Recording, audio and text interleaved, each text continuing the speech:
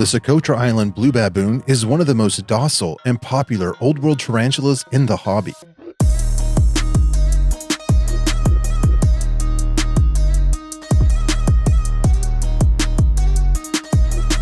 They are endemic to Socotra Island off the coast of Yemen and can be found amongst the dry, rocky terrain with sparse vegetation, making their web tunnels in crevices or rocks or attached to fallen branches and plants. Scientifically, they are known as the Monocentropus balfouri and are famous for the fact that they can be kept communally in one enclosure with other M. balfouris of similar size.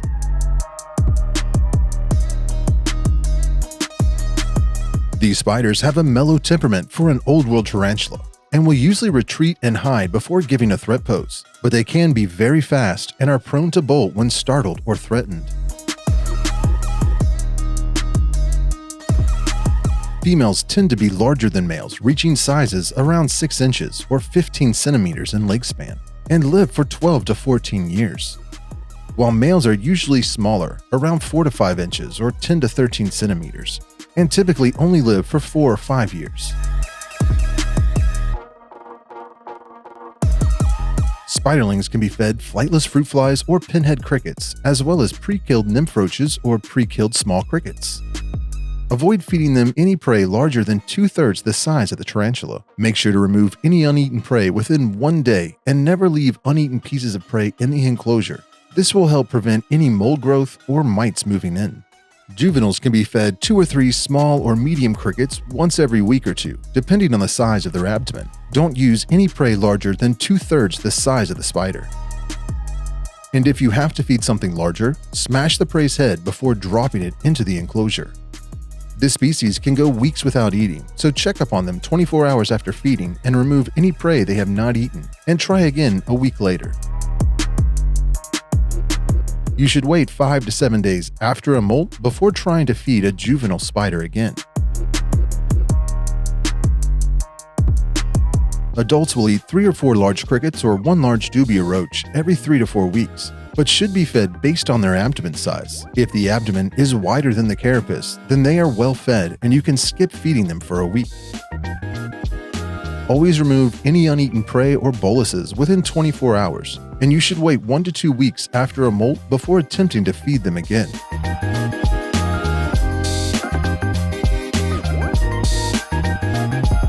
This tarantula will eat crickets, mealworms, and feeder roaches. The amount you feed them will be dependent on the size of the prey.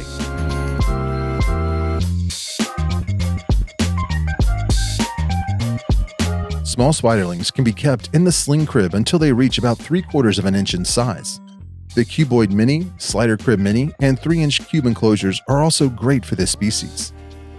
Fill the enclosure up halfway with substrate and provide a small piece of cork bark as a hide, and a few tiny twigs set up vertically that they can use as anchor points for their webbing. They will need a small water dish, or you can drip water on the corner of the substrate and the side of the enclosure every few days so they can drink if needed. Juvenile blue baboons will do well in the 6-inch or 8-inch cube, 5-inch or 8-inch hex crib, and the medium slider cribs. Again, fill the enclosure just under halfway with substrate and provide a hide, a few vertical branches or plants, and a water dish no wider than the tarantula's leg span. For adults, you want to use enclosures no smaller than 3 times the leg span of the spider.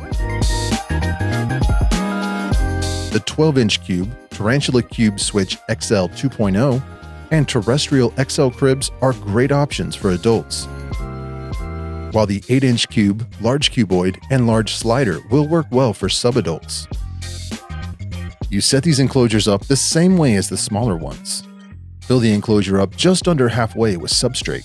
Provide a hide, vertical branches or plants, and a water dish and any decorations as long as they're not too sharp or heavy.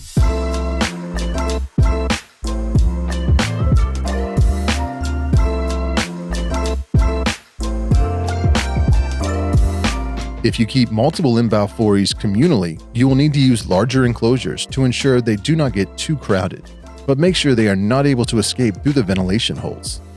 An easy way to decide on the enclosure side is to use a juvenile enclosure for multiple spiderlings, a subadult enclosure for multiple juveniles, and skip the subadult sizes and use the largest enclosures for your communal of adults. If you're keeping more than 3 or 4 adult tarantulas communally, you will need a much larger enclosure, like the terrestrial XL crib or even something larger. But we will discuss keeping this species communally in another video, so leave a comment down below if you would like more information on communal setups for this spider. This beautiful blue and cream tarantula is a jewel in anyone's collection, and they are one of the most unique species of Theraphosidae on this planet. With their docile temperament and easy care, the balfouri is a great tarantula for those wanting to get their first Old World species, as they are forgiving of mistakes and not very defensive.